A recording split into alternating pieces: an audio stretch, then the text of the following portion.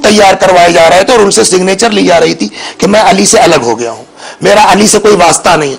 हुजर के पास भी इस तरह का कागज है, सिग्नेचर कर दो। हुजर ने कहा नहीं करूंगा। नहीं करोगे तो मार दिए जाओगे। मंजूर है मगर एक शर्त है। कब? वो क्या?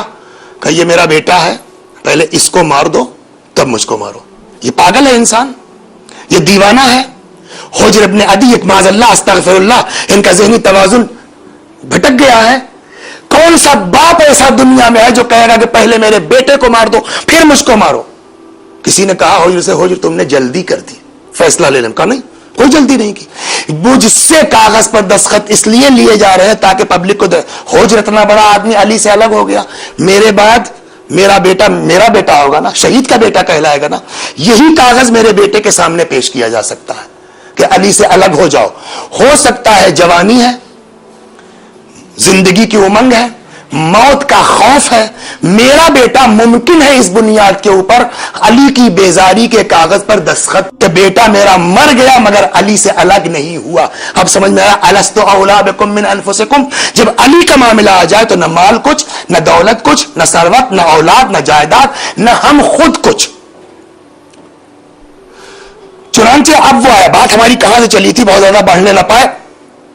बात हमारी कहां से चली थी कि या अली आपका आशिक हो, या अली आपका चाहने वाला हूं। मौला ने उससे क्या पूछा? आशिक हो के दावेदार। फिर हम बात को घुमा दें, जो लोग अभी आए उनके जहन में बात कि शिया घर में पैदा होने से कोई शिया नहीं होता, मुसलमान घर में पैदा होने से कोई मुसलमान नहीं होता, रजा तकी नकी वसी हसन नाम रख लेने से कोई मुसलमान नहीं होता, जब तक कि वो सिफात हमारे अंदर पैदा ना हो जाए जो दीन चाहता है, जो मजहब चाहता है, जो शरीयत चाहती है, जो इस्लाम चाहता है। चुनांचे आया, सलाम किया, जवाब दिया, क्या है आपका आशिक? फरमाया आशिक हो या दावेदार? क्या जवाब थे?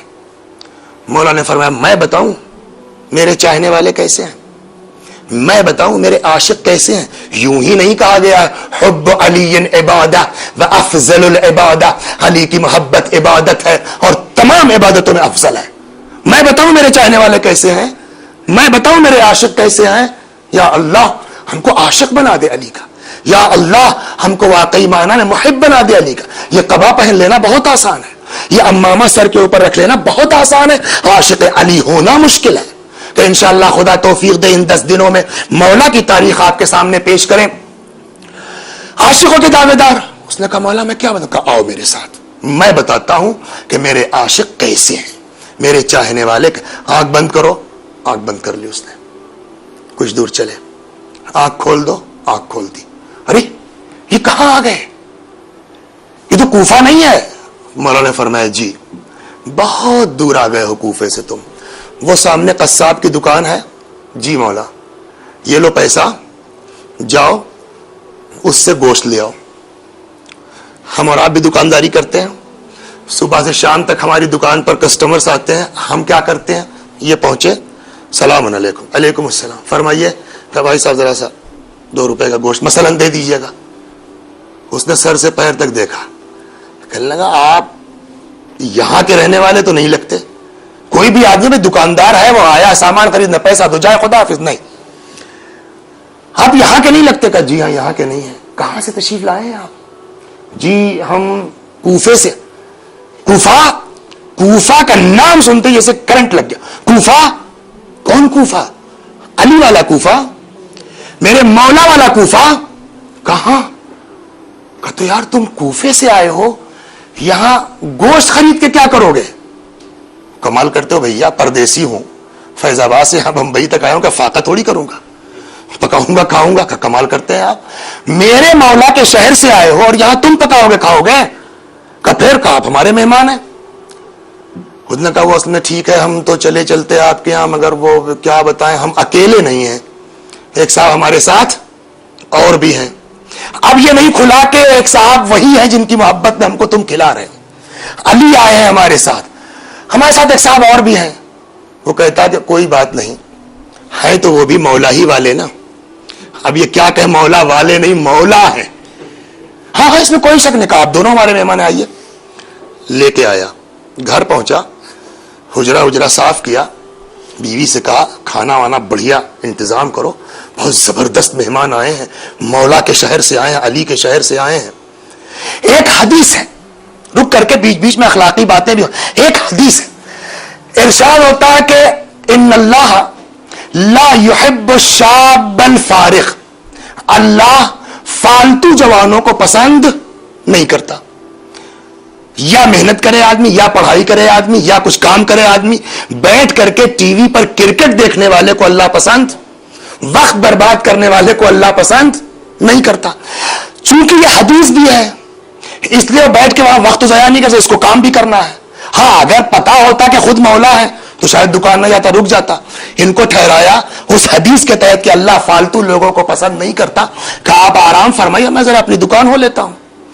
इन दोनों को यहां मेहमान टिका करके वो चला गया, कहा दुकान पर। मौला सलामुल्लाह अलैह को बच्चों से खास लगाव है, बच्चों से खास मोहब्बत है। बातों बातों में इसके दो बच्चे थे, उनसे दोस्ती हो गई, याराना हो गया। बच्चों ने भी कुछ इस अंदाज की जो मोहब्बत देखी तो उनके मुंह से निकला कि जनाब खाना शाम को साथ खाइएगा। मौला ने कहा ठीक, साथ, वायदा उनका वायदा। बात आई गई, हो गई। शाम हुई, इस कस्साब ने दुकान बंद की, वापस आया घर। कभी कभी इंसान को शरफ मिल जाता है और उसको पता नहीं होता, कभी कभी इंसान को शरफ नसीब हो जाता है और उसको खुद अंदाजा।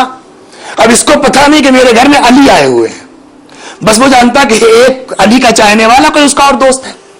नमाज का वक्त आया, मुसल्ला बिछा दिया। मुसल्ला बिछाने के बाद अब नमाज की बात है। ये इंसान कहता है कि बहरहाल कुछ भी हो, आप लोग कूफे के रहने वाले हैं, हमसे तो बहरहाल अफजल है, मौला के पीछे नमाज पढ़ी होगी, लिहाजा बिस्मिल्लाह आप ही नमाज पढ़ा दीजिए। अब उसको पता नहीं कि अली अलैहिस्सलाम है, वो तो एक मोहब्बत में कि मौला के शहर के आप ही नमाज। जमात हुई, मौला सलामुल्लाह अलैह ने नमाज पढ़ाई। इसको खुद पता नहीं है कि अली अलैहिस्सलाम के पीछे नमाज पढ़ने का तुमको शरफ हासिल हो रहा। नमाज खत्म हो गई, करीब है कि अब दस्तरखान बिछे, खाना लगे, इत्ते में दक्कुल बाब हुआ, दरवाजा खटखटाया गया। इस बंदे खुदा ने जाके दरवाजा खोला, देखा सामने सिपाही पुलिस वाले खड़े। कहिए, कहा अपने बेटों को लाओ, बादशाह को इनका भेजा चाहिए। हुक्म हाकिम मर्ग मफाजात, क्या करे आदमी। दोनों बेटे ले आए, बाप के सामने औलाद बीमार हो, मर जाए, तब भी बाप के और मां के दिल से पूछिए कितना कलक होता है और कितनी अजियत होती है, कितनी तकलीफ होती है। बाप के सामने अचानक दोनों बेटों की गर्दन जुदा कर दी गई। चीखेगा नहीं चीखेगा। माशाअल्लाह ये बुजुर्गवार हमारे सामने तशरीफ फरमाए, वाकया सुन करके इनकी आंखें नम हो गई। जिसका बेटा है उसको चीखना नहीं चाहिए, जिसकी औलाद है उसको फरियाद नहीं करना चाहिए, जिसका बच्चा है उसको गिड़गिड़ाना नहीं चाहिए। कोई आवाज नहीं। लाश उठाई, घर के अंदर आया, मां को चीखना चाहिए नहीं चीखना चाहिए। मां रोना चाहती है, जल्दी खामोश, साकित, खबरदार, आवाज नहीं निकलना चाहिए। क्यों? हमारे आपके यहां भी अगर कोई शख्स हमारे यहां मेहमान आए और ठीक खाने का वक्त हो, अचानक मौत हो जाए, तो जिसके घर मौत होगी कोई भी मेहमान खाना खाएगा। इसके जहन में कि अगर इन मेहमानों को पता चल गया कि मेरे बेटों का कत्ल हो गया है तो ये खाना नहीं खाएंगे बेचारे परदेसी। लिहाजा बीवी से क्या कहता, खामोश, खबरदार, बहुत जबरदस्त मेहमान आए हैं, जब तक ये खाना न खा लें आवाज बुलंद नहीं होना चाहिए। दस्तरखान बिछ गया, खाना चुन दिया गया, लाश बेचारे ने कोने में रख दी। उस मां के जिगर से, हम लोग तो शिया घर में पैदा हुए हैं ना, दावेदार है कि आशिक है, अगर ये मंजिल आ जाए तो मैं अपने से पूछता वसी हसन तुम क्या करोगे। है सब्र का मादा इतना तुम्हारे अंदर कि बर्दाश्त कर सको और सब्र कर सको, आवाज ना निकले, खामोश। दस्तरखान बिछा दिया गया, खाना लग गया, बिस्मिल्लाह। अली अलैहिस्सलाम को तो पता है ना, और शायद आए ही इसीलिए हो। बिस्मिल्लाह नोश फरमाए। नहीं, क्यों? तुम तो दुकान चले गए थे, तुम्हारे बच्चों से हमारी दोस्ती हो गई थी, हमने तुम्हारे बच्चों से वादा किया था कि खाना साथ खाएंगे, हम वादे के पक्के हैं, लाओ अपने बच्चों को। अब ये बेचारा परेशान, क्या करे।